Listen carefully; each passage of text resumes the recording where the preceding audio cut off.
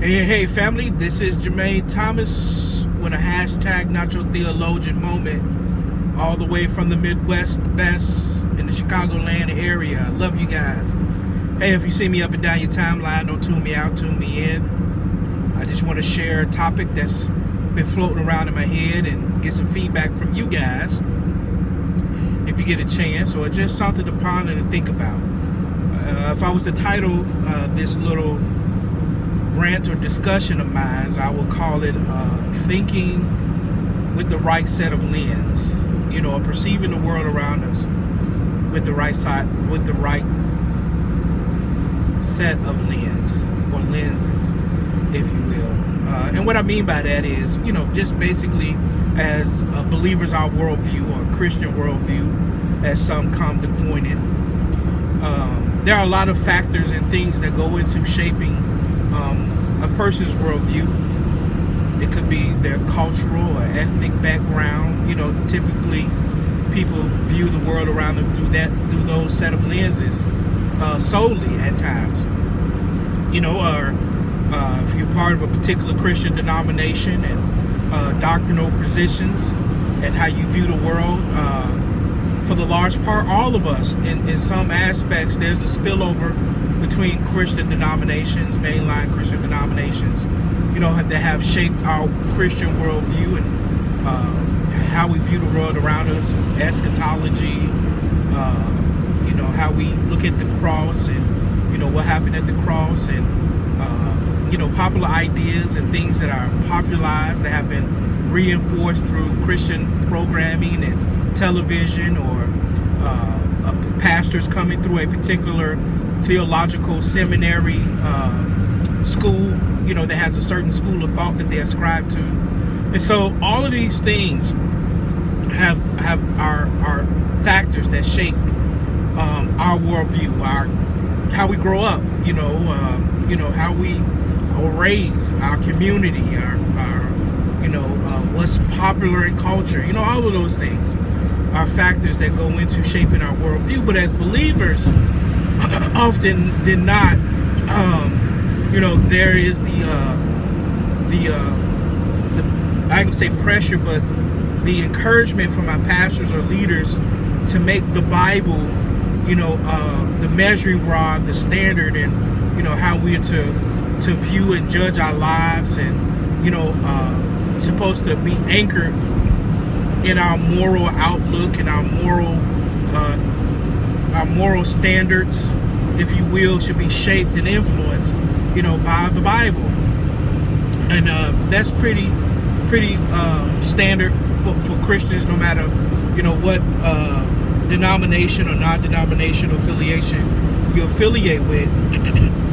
And those things have been impactful. And so these things set as a lens upon our hearts, our mindset, and our perceptions, our paradigm, and how we look at the world around us. And so, you've heard terms probably like secular and sacred, and the profane, and the holy and the profane, and you may have heard lay member, lay person, so these distinctions, evil and the devil, and good versus evil, the world is evil, demonized, the government is evil, demonized, and so the devil is around every corner in certain aspects of thinking. You can't seem to find God anywhere. There's a moral decline in America.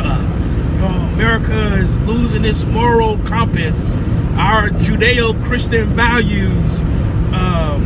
We have lost our way. So if you look at America's history, I think we're far better than what we were, centuries ago. And so, I don't know, what is the push behind all of that. With religion and tradition, the idea, the belief that moral absolutism, the philosophy of morals, getting to that whole is morals absolute, or is there absolute truth, or is it relative? Is morality relative, or is it absolute? And so you get into all these different genres of thinking and philosophy when it comes to ideology that shapes and impacts culture, especially Christian culture. So we tend to accept these things as they are. We don't question, our own thinking.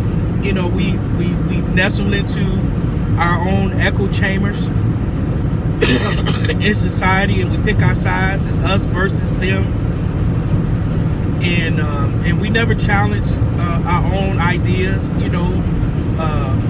Challenge or deconstruct, notions and ideas that we've held deeply as truths in our lives and our hearts. Because we feel a certain thing. We're not as objective as we ought to be. Our cognitive biases, are evident to others and not always, clear to us. And we all have distortions, or blinders, that are relative to us in some degree or another. And so all of those things go into, our set of lenses and how we view the world around us. You say, well, what does that have to do with the right lens?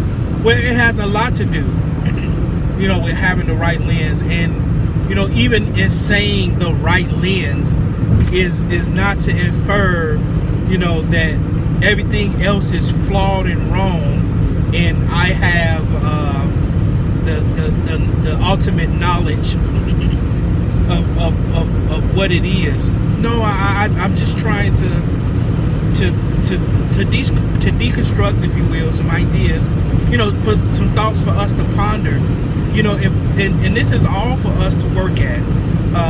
There's no place of arriving. I have arrived to all the absolute truth, and this is just what it is. Even though there are people out there that are very rigid in their style of thinking, and I'm not saying that we shouldn't have a stance or a standard of truth, if you will. But even in having a standard of truth for us as believers, again, when I talk about a lens, like love, for example, love doesn't, seek its own. It's not puffed up. So, even in us having a standard, a place that we stand in truth and live from, speak from, think from, still is not from the place to lord over people, to beat the head over people with, like some Christians do, like the Westboro Church, and all you America's going to hell, and God's judging America because of homosexuality. And so that's what I say about lens and having the right lens, because when you don't, we end up with stuff like that. We can tell culture, and society more what's wrong with them than what's right. Christians are more known for what they are against than what they are actually for. So I think that's why this kind of thought line and this thought line of reasoning that I'm having and discussion I'm having with you guys is just to provoke conversation about having the right lens, and what do you think makes up having the right set of lens and look at the world around us. Like I said, people have looked at the world solely through their ethnic background and their cultural experiences, ideas, what was shaped in them in college, or what they feel passionate about to be true, certain set of feelings I feel that is true, determine our set of lenses in how we view the world. I think that it's important, not the standard of the Bible. I think that we should be objective. I think that's important part of having the right side of lens in life as a believer, especially. Jesus. I wouldn't just say the Bible should be our lens, because the Bible in of itself is a unique book that's worth studying with respect to context, and so that we can judge what is for us and what was for that culture and how they viewed and deemed things. We'll take what was said to the children of Israel, zillions of years ago, and think that it's relative and relevant today. I think there are a lot of things that we can gain insight and learn from. I like what one brother say. He say the Bible, was not written to us; it was written for us. And culturally, the Bible was written to the Jews. It was all about the Jews, the people of Israel. If you can grasp that notion, I think that you're well on your way of building the right set of lens in life. People say, well, our moral code of conduct has to be shaped by the Ten Commandments. We're Judeo-Christian values. Our law is based off the Ten Commandments, and we got to put the Ten Commandments back into school. We have to put prayer back into school, and so like the Ten Commandments, you hear Paul over in the New Testament when he talks about the law of Moses. He doesn't speak of it in a positive light, throughout his address. It was more so saying that the law, the Bible tells us, puts a veil over people's hearts and mind. It placed a veil over the children of Israel.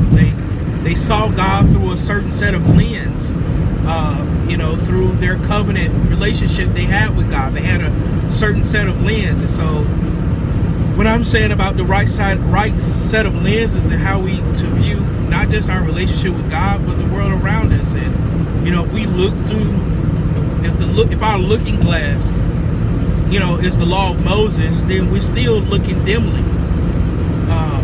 And what I mean by the right side of lens is,